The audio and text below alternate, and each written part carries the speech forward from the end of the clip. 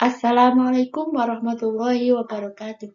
Saya Lailatul Maghfirah dari Prodi Manajemen Pendidikan Islam semester 4. Pada kesempatan kali ini, saya akan membahas tentang materi manajemen sarana prasarana pendidikan dengan tema penghapusan sarana prasarana pendidikan. Dalam materi kali ini akan ada 4 pembahasan yang juga termasuk 4 hal yang harus diperhatikan dalam penghapusan sarpras, yaitu tujuan penghapusan, syarat-syarat penghapusan, mekanisme penghapusan, dan tata cara penghapusan. Untuk pembahasan yang pertama yaitu tujuan penghapusan sarpras pendidikan. Penghapusan sangat perlu dilakukan ketika ada sarana dan prasarana yang sudah rusak dan tidak mungkin lagi untuk diperbaiki ataupun digunakan secara efektif. Dan biaya yang dikeluarkan untuk perbaikan mungkin saja lebih besar dibandingkan ketika membeli atau pengadaan yang baru. Oleh karena itu, penghapusan harus dilakukan agar proses pendidikan di sekolah tidak terganggu serta waktu dan tenaga tidak terkuras banyak untuk memperbaiki sarana dan prasarana yang sudah rusak tadi. Sedangkan tujuan penghapusan sarpras menurut Menteri Pendidikan Nasional nomor 24 tahun 2007 yaitu ada 4. Yang pertama, untuk mencegah ataupun membatasi kerugian dan pemborosan biaya pemeliharaan sarpras yang kondisinya semakin memburuk dan rusak tidak dapat digunakan lagi. Yang kedua, untuk meringankan beban kerja pelaksanaan inventaris. Ketiga, untuk membebaskan ruangan dari penumpukan barang-barang yang tidak digunakan lagi. Dan yang keempat, untuk membebaskan barang dari tanggung jawab pengurusan kerja. Pembahasan selanjutnya yaitu tentang syarat-syarat penghapusan sarpras. Kepala sekolah memiliki wewenang untuk melakukan penghapusan terhadap sarpras maupun perlengkapan pendidikan yang ada di lembaganya. Tapi sarpras yang akan dihapus harus memenuhi syarat-syarat penghapusan dan juga prosedurnya harus mengikuti peraturan perundang-undangan yang berlaku.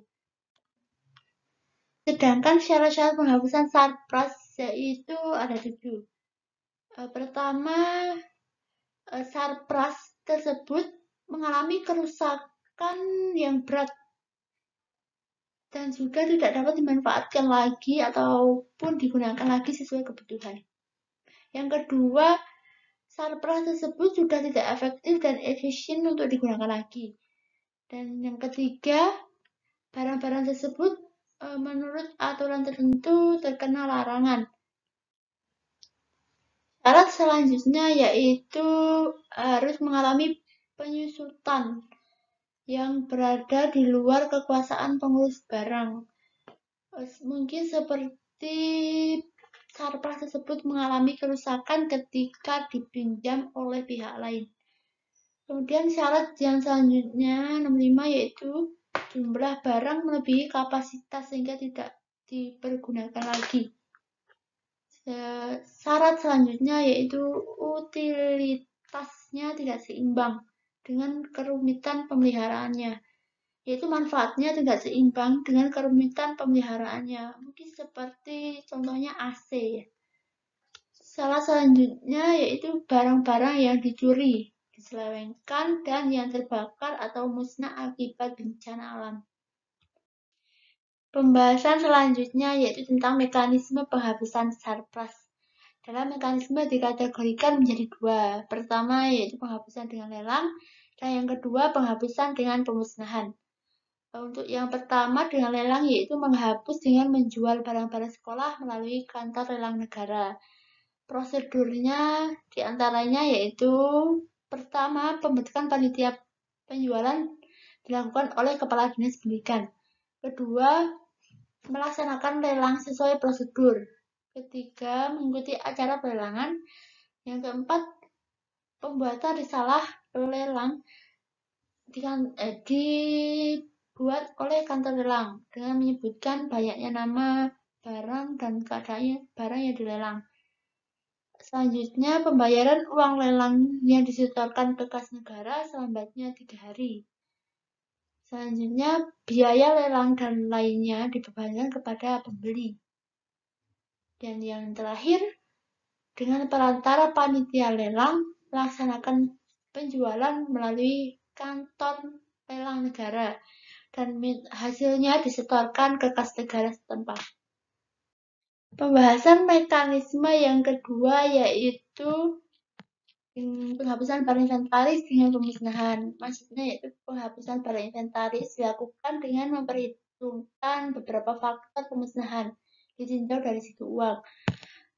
Penghapusan dibuat dengan perencanaan yang matang dan dibuat surat pengetahuan kepada atasan dengan menyebutkan barang apa saja yang akan dihapus. Prosesnya diantaranya yaitu yang pertama seperti ketika dia lelang. Pembentukan panitia penghapusan dilakukan oleh Kepala Dinas Pendidikan. Proses selanjutnya, sebelum barang dihapus, perlu dilakukan pemilihan barang yang dilakukan setiap tahun bersamaan dengan waktu memperkirakan kebutuhan. Kemudian selanjutnya, panitia melakukan penelitian barang yang akan dihapus, kemudian membuat berita acara, dan setelah mengadakan penelitian tentang barang-barang yang akan dihapus sesuai surat keputusan dan disaksikan oleh pejabat pemerintah setempat dan kepolisian. Kemudian barang tersebut dimusnahkan oleh unit kerja yang bersangkutan dengan cara dibakar, dikubur, ataupun yang lainnya. Kemudian proses selanjutnya menyampaikan berita acara ke atasan atau menteri sehingga kemudian dikeluarkan keputusan penghapusan. Kemudian proses selanjutnya, kepala sekolah selanjutnya menghapus barang tersebut dari buku induk dan buku golongan inventaris dengan menyebut nomor dan tanggal SK penghapusannya. Untuk pembahasan yang terakhir yaitu tentang tata cara penghapusan sarpras. Ketika dalam sebuah lembaga pendidikan ada barang-barang perlengkapan, barang-barang sarpras yang sudah rusak dan memenuhi persyaratan untuk dihapus, maka kepala sekolah dapat melakukan penghapusan terhadap barang tersebut. Dan dengan memperhatikan beberapa langkah di bawah ini. Yang pertama, kepala sekolah bisa dengan menunjuk seseorang, contohnya stafnya, untuk mengelompokkan perlengkapan yang akan dihapus dan kemudian meletakkannya di tempat yang aman tapi masih dalam sekolah. Kemudian langkah selanjutnya menginventarisasi perlengkapan dengan mencatat jenis, jumlah, dan tahun pembuatan perlengkapan tersebut. Kemudian langkah selanjutnya, kepala sekolah mengajukan usulan penghapusan barang dan membentuk panitia penghapusan yang dilampiri dengan data barang yang rusak ke kantor Dinas Pendidikan Nasional kota ataupun kabupaten setempat. Kemudian langkah selanjutnya, setelah SK penghapusan terbit, panitia penghapusan segera bertugas, yaitu memeriksa kembali barang yang rusak berat. Biasanya dengan membuat berita acara pemeriksaan. Kemudian langkah selanjutnya, setelah selesai melakukan pemeriksaan, panitia mengusulkan penghapusan barang lalu diteruskan ke kantor pusat di Jakarta. Dan langkah yang terakhir, setelah surat keputusan datang, pihak sekolah bisa segera melakukan penghapusan terhadap barang tersebut.